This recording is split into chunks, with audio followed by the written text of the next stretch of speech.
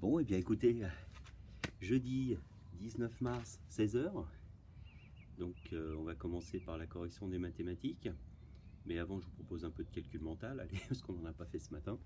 Attention, je lance des petites opérations, à vous de me les faire à la volée. Allez, on fait un peu de double et de triple. Le triple, 3 fois plus grand, d'accord. Le double de 8, c'est 16. Et le triple de 8, c'est 8 fois 3, 24. Je rappelle, vous savez, je le rappelle. Allons-y, alors on commence par les doubles. Allez, c'est parti. 22, 33, 17, 27, 37, 87. N'oubliez pas de décomposer, hein, le double de 87, c'est le double de 80 plus le double de 7, ou le double de 85 plus le double de 2. Hein, je décompose 87 de différentes manières, à vous de voir. Le triple maintenant, 3 fois plus. Allez. Allez, on va donner le triple de 12. Le triple de 23. Le triple de 11. Ça va. Le triple de 101. Le triple de 17. Et pour finir, allez, un facile, le triple de 16 623. Non, je plaisante. Le triple de 16. Voilà. Bien. Alors maintenant, je vous propose de prendre votre stylo vert et nous allons corriger les deux exercices sur les fractions. On va commencer par le numéro 1, page 74. Et donc, je regarde toujours en quoi mon unité. Alors, je rappelle que quand on numérote ici une demi-droite avec un démarrage de 0, on ne va pas vers des nombres négatifs. On verrait ça un petit peu plus tard au collège, mais ça existe en représentation. Je rappelle toujours la réalité entre l'écriture mathématique et puis la réalité concrète. J'ai ici deux stylos. Je peux en enlever 2. 2 moins 2 égale 0. Mais si on me demande de m'enlever 3 stylos de la main, bon, il y aura un problème à un moment donné matériel, hein, ça c'est sûr. Mais en mathématiques, c'est pas vraiment un problème. D'ailleurs, il suffit de regarder les températures. Hein, vous savez, vous avez 2 degrés, 0 degré, et puis on passe à des degrés, ce qu'on appelle négatifs. D'accord? Voilà, on a fixé un 0. 0, c'est la température où l'eau pure gèle. Voilà. Donc là, c'est un 0. Et donc, en dessous, on descend un petit peu. Mais ça, vous verrez ça un petit peu au collège. Alors, c'est pour ça qu'on parle de demi-droite numérique. Parce qu'on a un point de départ.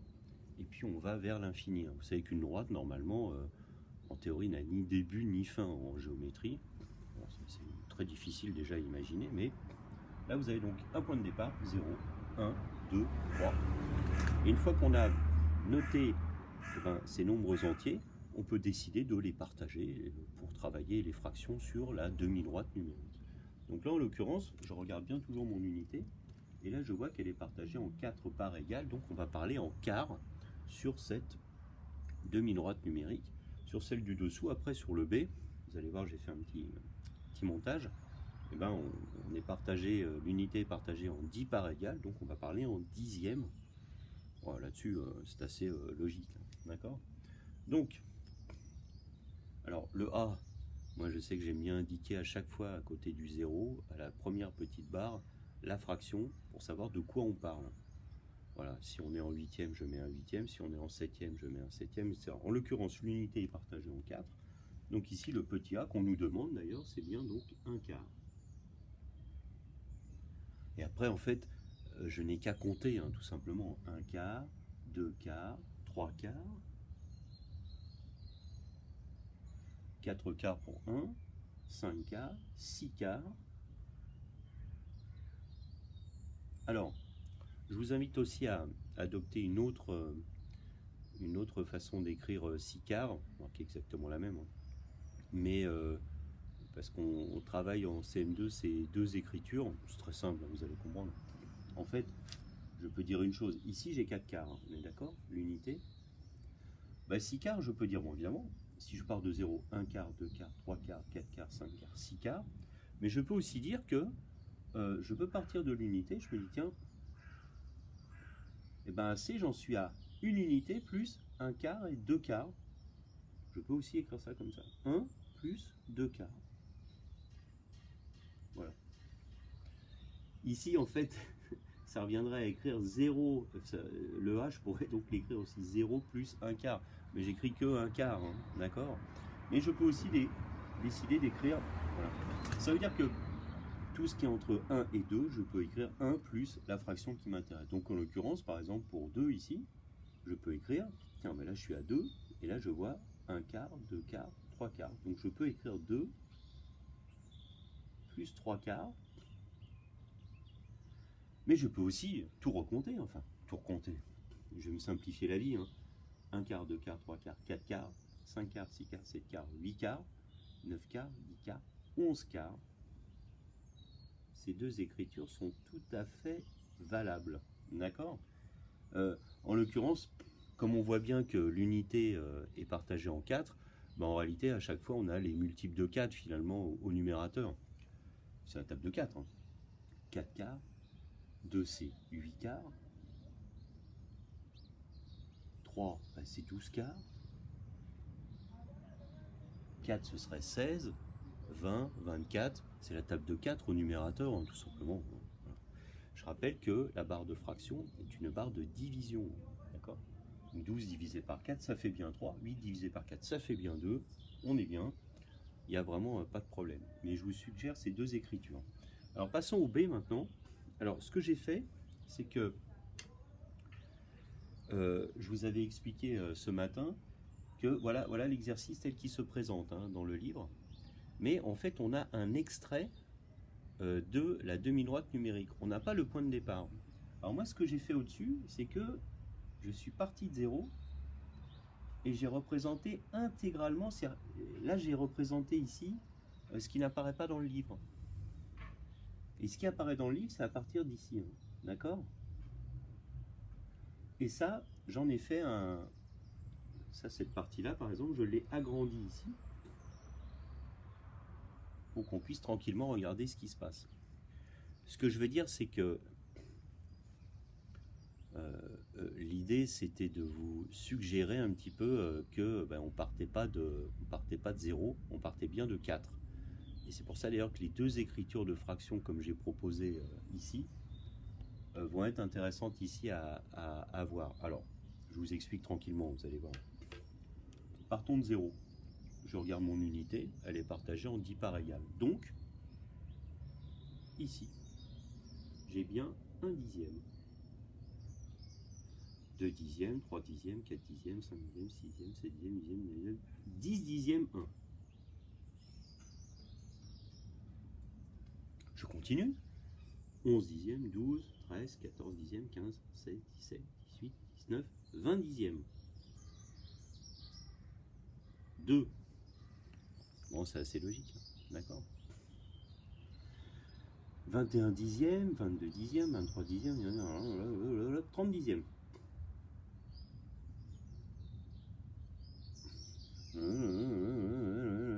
38, 39 dixièmes, 40 dixièmes. Si je fais la division, 10 divisé par 10, ça fait 1. 20 divisé par 10, ça fait 2. 30 divisé par 10, ça fait 3. Pas de problème. Et voici l'endroit qui nous intéresse. Donc en fait, ici, attention, on ne part pas de 0, on est déjà à 40 dixièmes ici. D'accord? Et donc, la première barre après le 4, ça ne va pas être 1 dixième, ça va être 41 dixièmes. Ou alors, je peux dire que ça peut être 4 plus 1 dixième. Je suis bien à l'unité 4. Je rappelle que là, hein, j'ai fait un agrandissement d'ici. Hein. Ici, je suis bien à l'unité 4. Je peux écrire donc 4 plus 1 1 dixième, ou alors 41 dixièmes. Les deux me conviennent. D'accord? Voilà. 42 dixièmes, 43 dixièmes, 44 dixièmes, 45 dixièmes, 46 dixièmes. Mais je peux aussi écrire 4 unités, plus 1, 2, 3, 4, 5, 6 dixièmes. 4 unités plus 6 dixièmes.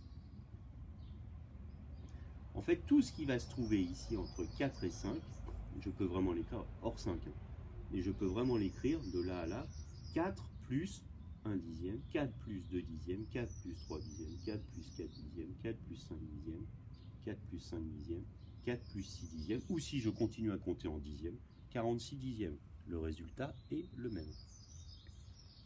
D'accord? Deux manières d'écrire. Je continue. Top, top, top, top, top. J'arrive à 5. 50 dixièmes.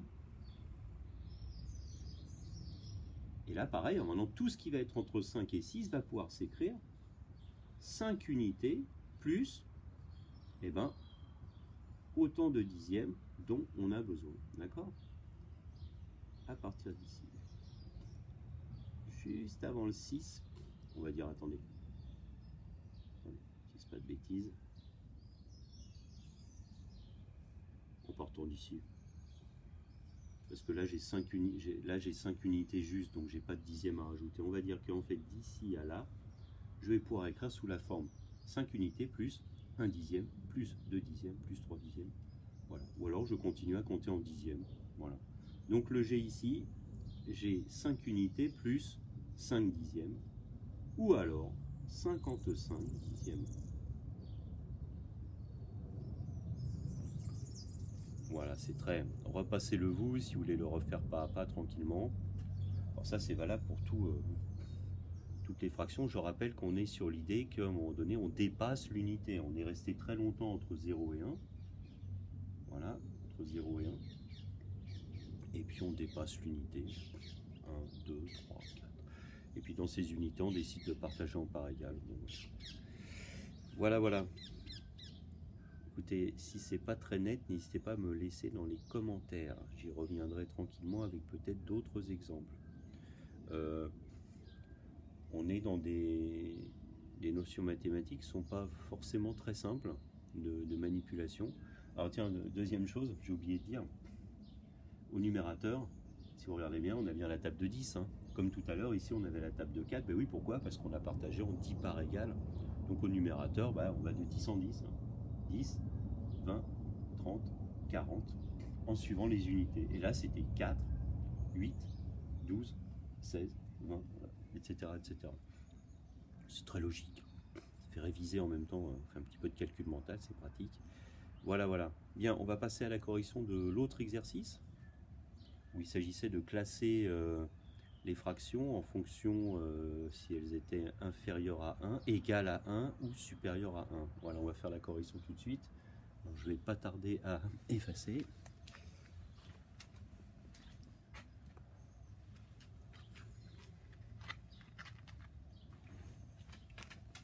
Effacer tout cela.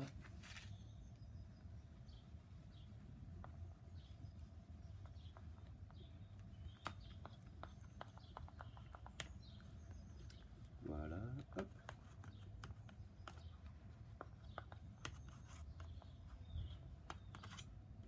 Et donc,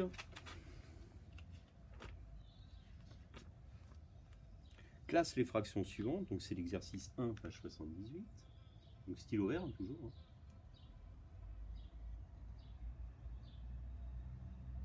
Donc on va faire en 3 parties. Fraction inférieure à 1. Fraction égale à 1. Facilement repérable à l'œil, d'après moi. Et des fractions supérieures à 1. Voilà. Donc il s'agit de regarder le numérateur et le dénominateur. Donc la première, 2 tiers. Bon, 2 tiers, où est-ce que je la place? Ça, on l'a déjà vu ce matin. J'ai le numérateur qui est inférieur au dénominateur. Donc cette fraction est forcément inférieure à 1. D'accord? Voilà. On reparlera de cet exercice quand on traduira cette fraction en nombre décimal. En clair, si je fais 2 divisé par 3 à la calculatrice, je me rends bien compte que j'ai un résultat qui va être entre 0 et 1. En l'occurrence, ça va être 0 unité, 6 dixièmes, 6 centièmes, 6 millièmes, vous savez, les fameuses divisions par 3 qui ne trouvent pas de fin. D'ailleurs, pour cette raison qu'on utilise l'écriture fractionnaire. On y reviendra. 5 quarts. Bon, bah 5 quarts. 5 est plus grand que 4, 5 est supérieur à 4. C'est supérieur à 1. 12 dixièmes, c'est pareil. Voilà. 12 est supérieur à 10, donc 12 dixièmes est plus grand que 1. Ça, c'est sûr, est supérieur à 1. 6 sixièmes, bon. Numérateur égale dénominateur égale 1, égale une unité, tout simplement. 10 centièmes. Et bien voici un numérateur inférieur au dénominateur. 1 cinquième. Pareil, le 1 est inférieur à 5. 100 dixièmes. Voilà un numérateur supérieur au dénominateur. 7 dixièmes. Ici. 25 cinquièmes. Alors vous remarquez que je n'essaie même pas de savoir quelque part ce que ça représente. Je fais ça de manière assez mécanique. Je regarde le numérateur en haut, le dénominateur en bas, je vois lequel est le plus grand et je fais mon classement tout de suite. Hein.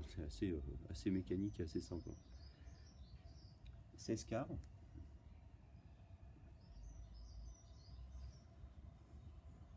30 trentièmes, bon, voilà.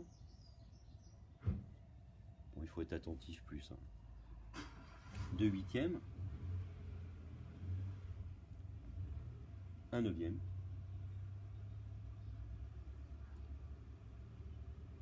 10 neuvième. 125 125e. La bonne blague. 25 treizième. Je le mets ici. Plus beaucoup de place. 32 seizième.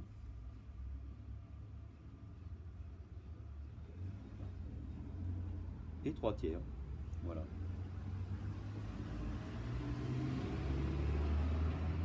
Voilà, donc un petit peu de logique et voilà tout ce qu'il y avait à voir. On reviendra hein, sur ces fractions inférieures à 1, égale à 1 et supérieures à 1. Et puis après on va arriver tranquillement à revenir surtout le gros truc après c'est les fractions décimales que l'on transforme en nombres décimaux. Je rappelle fractions décimales qui ont un dénominateur comme 10, 100, 1000, on parle en dixième, centième, millième. Ce sont des choses, on a déjà entendu, hein, le dixième, le centième c'est le centime hein, en monnaie, hein, d'accord, il faut 100 centimes pour faire une unité, donc on est bien, voilà. Ce sont des choses très usuelles hein, dans notre quotidien, on utilise beaucoup ces choses-là.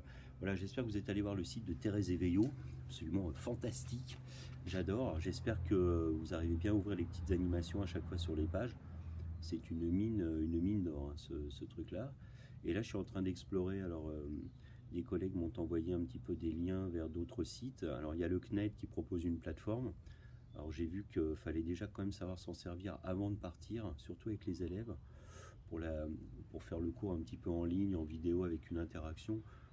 J'ai vu dans la pratique des professeurs en collège et lycée, ils ont quand même bien du mal. C'est formidable comme outil, mais bon, ça remplace pas la classe, ça c'est clair. Et puis, il faut que tout le monde soit connecté pile au même moment, entre les problèmes de connexion, de saturation. Moi, je préfère rester pour le moment avec... moi, j'ai vos retours avec ce qui marche. Et voilà, quoi. Ah, voilà, la cloche de l'église qui me trahit. Donc, il n'est pas 16 heures, comme vous pourrez l'entendre. Mais j'enregistre les vidéos un petit peu en avance, quand même, au cas où. Et d'ailleurs, ça m'a été bien utile pour aujourd'hui. Bah, écoutez... Je vous retrouve demain, vendredi, voilà, à 9 h pour la dernière journée de la semaine. J'espère que vous allez bien hein, et que vos proches aussi. Hein. Voilà, on peut se retrouver sur la correction de français ou si vous avez déjà fait le français, bah, écoutez, à demain.